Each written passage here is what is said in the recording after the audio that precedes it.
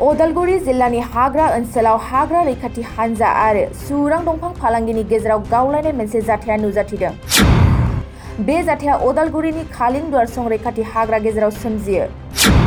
जाथायनि बादिब्ला साननि 2 रिंगासो समाव खालिंदुवार हाग्रा ओनसोलनि भारत-भुटान सीमायाव गावलायनाय सुरां दंफां फालांगिया जिउ गोमादों। पुलिसनि सुलुं बादिब्ला हाग्रा गेजेराव न'नै रैखाथि हानजाया नायबिजिरसंहैनाय समावनो गुलिनि सोदोब खोनायो।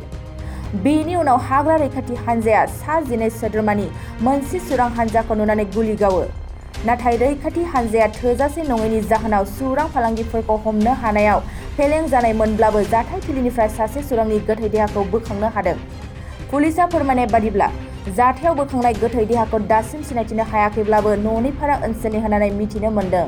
যোৱাকালি 16 তাৰিখে আমি আমাৰ খালিংদুৱাৰ ৰিজাৰ্ভ ফৰেষ্টৰ ভিতৰত পেট্ৰলিংৰ কাৰণে গৈছিলোঁ। যাওঁতে মই মোৰ ষ্টাফক নি পেলাই গাড়ী দি প্ৰায় আমাৰ ৰেঞ্জৰ পৰা 6 কিলোমিটাৰ ভিতৰত তাত নমাই দিওঁ। তেওঁলোকে গোটেইটো চাৰ্চ কৰি চাই পেলাই য'ত নমাই দিয়া হয় তাৰ পৰা লেফ্ট ছাইডত 2.5 কিলোমিটাৰমান সোমাই গৈ পেলাই এটা শব্দ শুনি তালৈ যায়। গৈ পেলাই তাত দেখে যে মানুহে 10-12জন মানুহ মানে কি হেৰি কৰি গছৰ বাটাম এইবিলাক তেনেকুৱা কৰি আছে। তেনেকুৱাতে আমাৰ ষ্টাফে যেতিয়া আমাৰ ষ্টাফ কম আছিলে, মাত্ৰ 7জন মানুহ আছিলে, তেতিয়া দুটা ব্লেংক ফায়াৰ কৰিলে, মানুহখিনি দৌৰি পলালে। পলোৱাৰ পিছত তাত আমি কুঠাৰ পাওঁ, তাৰপিছত ধনেশ চৰাই দুটা মূৰ পাওঁ। ধনেশ চৰাই যিটো মূৰ ঠোঁট আৰু পাখি পাওঁ, সেইখিনি আমি চিজ কৰা হৈছে। চিজ কৰি আমাৰ ৰেঞ্জতে ৰাখিছোঁ। তাৰপিছত তাৰপৰা যেতিয়া গুচি আহিলে, তাৰপিছত আমাৰ সন্দেহ হ'ল মানে তাত আৰু কিবা থাকিব পাৰে। তেতিয়া ৰাতি আমি 7টামান বজাত আমাৰ ক্ৰাইম ব্ৰাঞ্চৰ এডিচনেল SP, তাৰপিছত পানেৰী থানাৰ OC ছাৰ, আমি তাৰপিছত SSB লৈ পেলাই ৰাতি আকৌ আমি তাৰ ভিতৰত চাৰ্চ কৰিবলৈ যাওঁ। চাৰ্চ কৰিবলৈ যাওঁতে তাত এজন মানুহ পৰি থকা পাওঁ। তাৰপিছত তাৰ মানুহ চাই মেলি পেলাই তাৰপিছত ক্ৰাইম ব্ৰাঞ্চৰ ছাৰে ক'লে যে ডেড বডিটো লৈ যাব লাগিব। তেতিয়া আমি ডেড বডিটো তাতে বান্ধি মেলি পেলাই লৈ আহোঁ। লৈ আহি পেলাই আমাৰ ৰেঞ্জ পাওঁহি। ৰেঞ্জৰ পৰা আমি আকৌ একচুৱেলি ডেড বডি নহয়, মানুহ এটা পাইছিলোঁ। তাৰপিছত আমি ডক্টৰ এটালৈ লৈ আহোঁ। তেতিয়া টংলা ডক্টৰে তেতিয়া অলৰেডি কয় যে এইটো অলৰেডি ডেথ, মানে মৰিলে। তাৰপিছত আমি তাৰ পৰা আনি পেলাই এই আমাৰ যিহেতু পানেৰী থানা আমাৰ আণ্ডাৰৰে, পানেৰী থানাৰ মগৰত ৰাখোঁ। এতিয়া মেজিষ্ট্ৰেট ছাৰ আহিব। কোনো নাই। আমি যেতিয়া হেৰি গৈছিলোঁ, তেতিয়া আমি বাগানীয়া মানুহো লৈ গৈছিলোঁ দুটামান। সিহঁতে কিন্তু চিনি নাপাওঁ বুলি কৈছে। কিন্তু 10 মানে গন্তি কৰিব ফটককৈ পাই গ'লতো, গন্তি কৰিবলৈ নহ'ল, দৌৰি লাগি গ'ল। তাৰপিছত মানে কি ভাবিলোঁ, আমাৰো এটা ছেফটি, মানুহ কম আছিলতো, সেইকাৰণে ব্লেংক ফায়াৰো কৰিছে আমাৰ। অভিযানটো আমাৰ ফৰেষ্টাৰ 1 আছিল ৰাজেন দৈমাৰী, তাৰপিছত ফৰেষ্ট গাৰ্ড আছিলে খাকলাৰী, তাৰপিছত আৰু এজন ফৰেষ্টাৰ আছিলে আমাৰ ললিত বড়ো বুলি পেলাই, তেওঁলোক গৈছিলে। আৰু বাকীকেইজন আমাৰ ষ্টাফ আছিলে। ষ্টাফ মানে ধৰি লওক কেজুৱেলো আছিলে, হেৰিও আছিলে। যিহেতু ষ্টাফ বহুত কমটি আমাৰ ৰেঞ্জটোত। কটাৰ গছ তাৰমানে তাত মানে 10-12ডালমান কটা গছ আছে। মানে গছকেইডাল আটাইকেইডাল ভেলু গছ বুলি কয় যে, ভেলু গছ। এইটো ছফ্ট উড একচুৱেলি। এইটো তেওঁলোকে চাগে এইটো মাৰ্কেটিং কৰে ক'ৰবাত চাগে, এইটো তেনেকুৱা। হয়। মেইনলি এইটো চোৰাং কাঠেৰে হয়, কিন্তু চোৰাং চিকাৰীও হয়। নাই, প্ৰত্যুত্তৰ দিয়া নাই।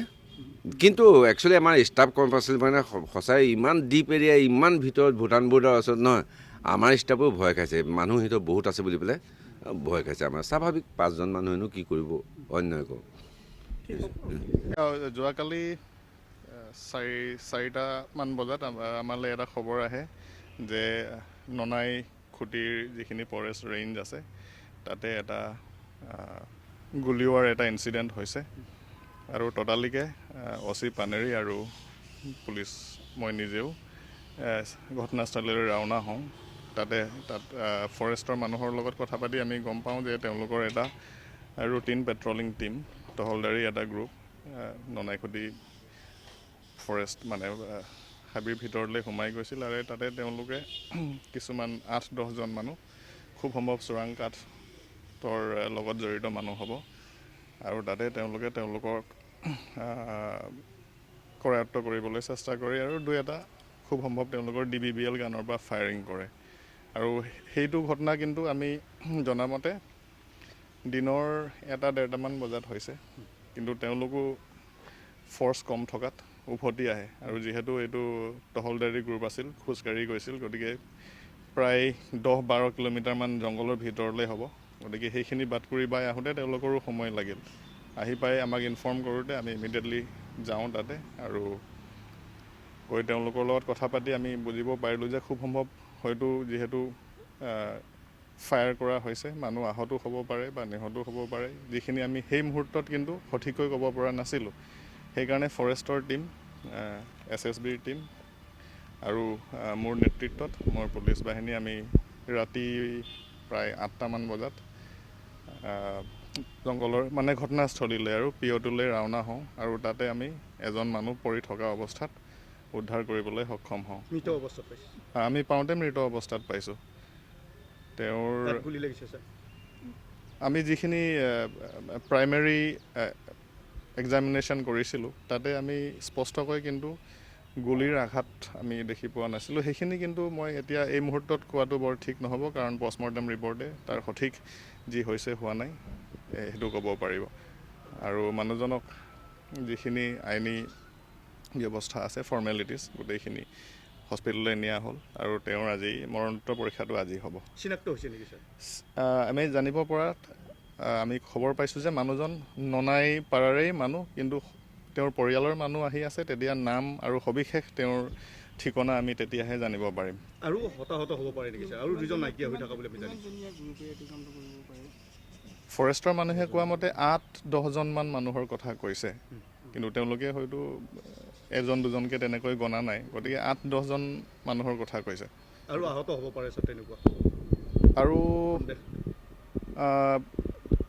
আমি খবৰ পোৱা মতে 2জন মানুহ বোলে এতিয়াও আনট্ৰেচড হৈ আছে তেওঁলোক হয়তো ভয়তে আৰু জংঘলৰ ভিতৰলৈ সোমাই যাবও পাৰে কিন্তু ইতিমধ্যে আমাৰ টীম থানাৰ পৰা ৰাতিপুৱাই ৰাওনা হ'লেই ঘটনাস্থলীলৈ যদি তেনেকুৱা কিবা পৰিস্থিতি হৈছে তেতিয়াহ'লে এই টীমটো যেতিয়া ঘূৰি আহিব কাৰণ তাত নেটৱৰ্কো নাপায় ফোনত আমি একো খবৰ ল'ব নোৱাৰিম তেওঁলোক ঘূৰি অহাৰ পাছতহে সবিশেষ যদি কিবা তেনে কথা থাকে সেইখিনি ক'ব পৰা যাব কিবা ৰিকভাৰ কৰা হৈছে স্যাৰ তাৰ পৰা কুঠাৰ পোৱা গৈছে এটা কুঠাৰ তাৰপিছত এই চৰাই খুব সম্ভৱ ধনেশ চৰাই হ'ব চৰাইৰ পাখি আৰু বস্তু নাই সেইখিনিয়ে